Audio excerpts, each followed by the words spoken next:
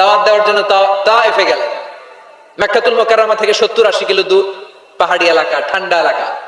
হজ উমরা যারা করেছেন দেখেন নাই, ঘুরে ঘুরে ঘুরে ঘুরে উঠতে হয়। আবার এখন ক্যাবেল কার আছে, ক্যাবেল কার দিয়ে ওঠা যায়, নামা যায়। আমি গিয়েছি অনেকবার।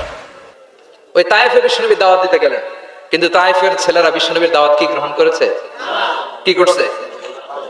তিনটা জায়গায় বিশ্বনবীকে পাথর মেরে বেহুশ করেছে।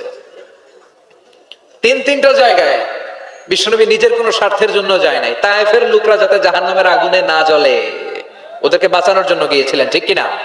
খেয়ে না খেয়ে দিন প্রচারের কাজে নিজেকে দিয়েছো বিলিয়ে, তায়েফের কাফিরেরা চিনলো না সে আলো, দুষ্ট ছেলেদের পিছু দিল লেলিয়ে, পাথরের আঘাতে ক্ষত বিক্ষত হয়ে সারা শরীর থেকে রক্ত